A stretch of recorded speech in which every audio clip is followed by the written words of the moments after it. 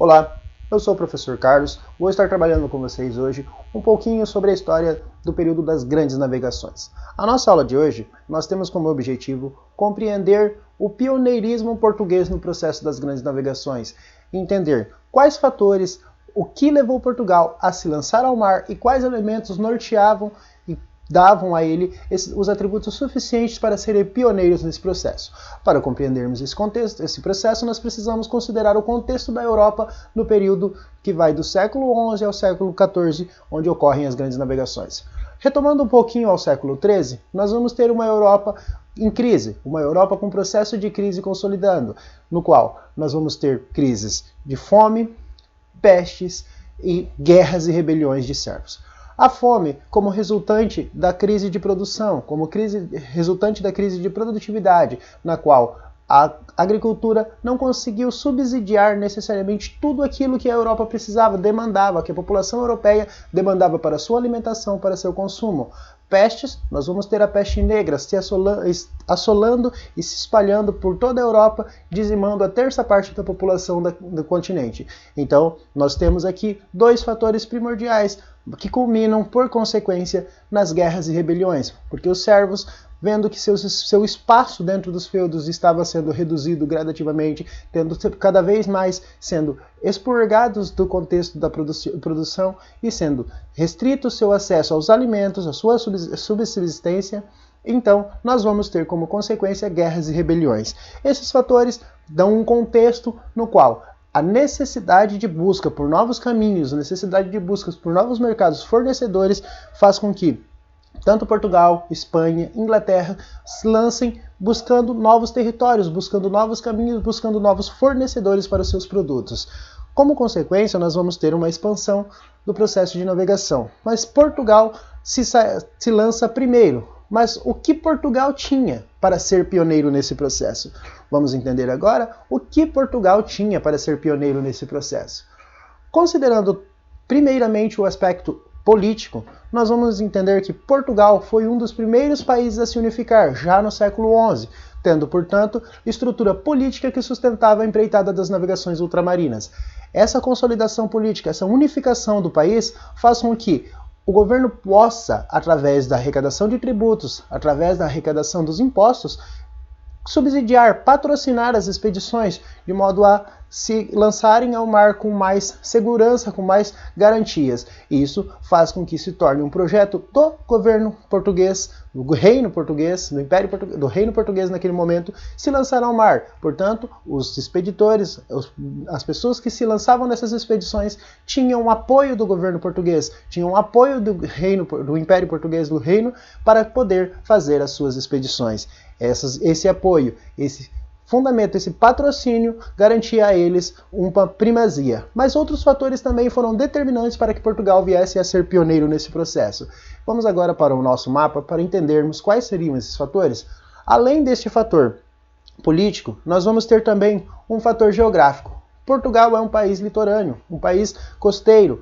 Por estar localizado na Península Ibérica, já estava de frente ao Oceano Atlântico, tendo, portanto, primazia no acesso. Já esse acesso já garantia uma posição geográfica privilegiada, visto que outros países, como Inglaterra, França, posteriormente precisaram buscar caminhos ainda para se localizar, para se iniciar seu processo de localização, de navegação. Claro, objetivamente, Espanha também, com a mesma prioridade geográfica, mas Espanha ainda não era um país unificado, então a diversificação política ainda era um fator que deixava Espanha um pouco atrás de Portugal nesse processo, nessa corrida das navegações marítimas.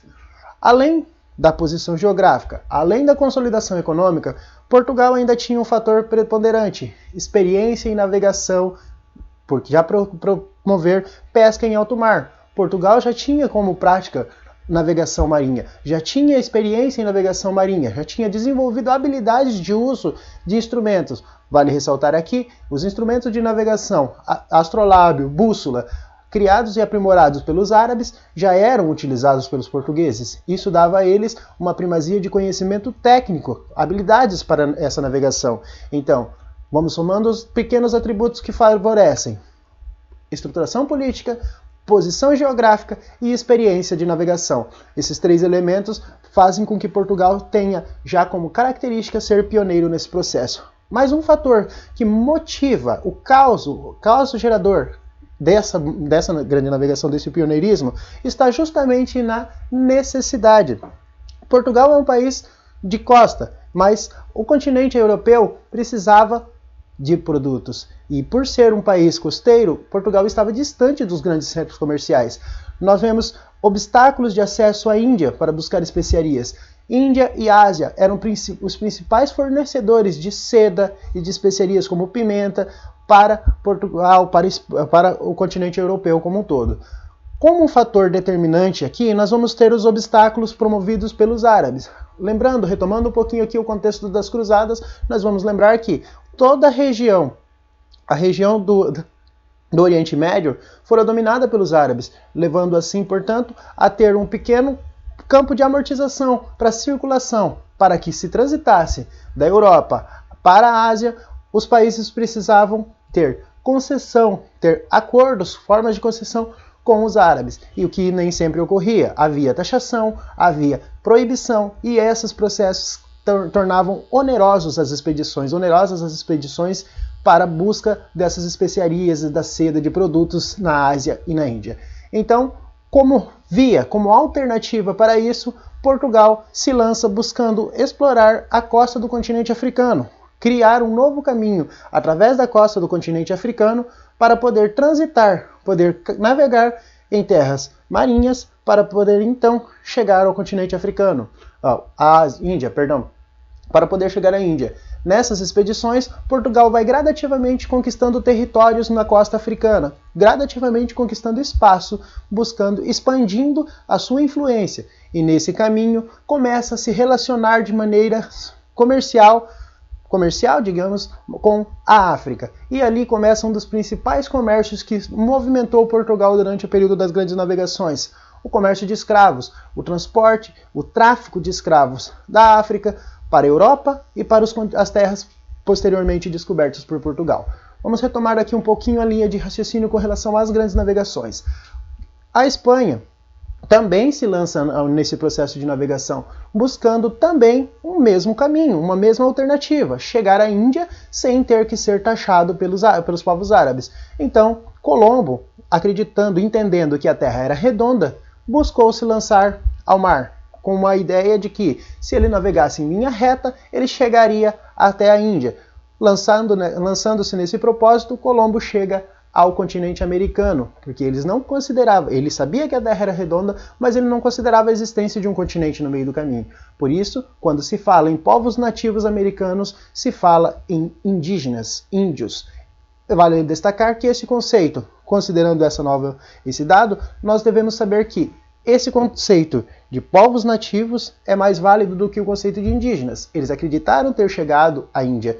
Não que eles erraram o caminho, mas eles acreditaram chegar na Índia, porque Colombo havia mensurado que se eu navegar em linha reta, eu vou chegar à Índia. Mas no meio do caminho havia um continente, então acreditando que aquele local onde eles haviam chegado eram os povos da Índia, por isso a denominação indígena.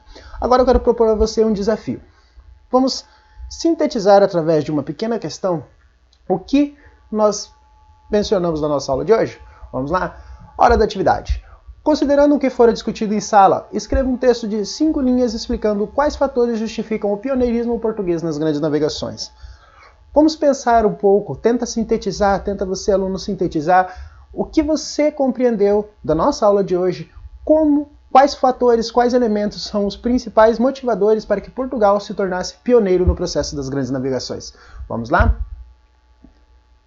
Trago aqui uma sugestão de resposta para finalizarmos a nossa aula. O conturbado contexto europeu do século XIV fez com que Portugal necessitasse buscar especiarias na Ásia, porém, o caminho era dominado pelos povos árabes, que dificultavam o trânsito por via terrestre. Dotados de experiência de navegação e estruturação política consolidada, os portugueses buscaram caminhos alternativos, contornando o continente africano por via marítima. Ok? Assim, pessoal, a gente encerra a nossa aula de hoje. Agradeço a atenção de todos vocês. Tenham um bom dia e até logo!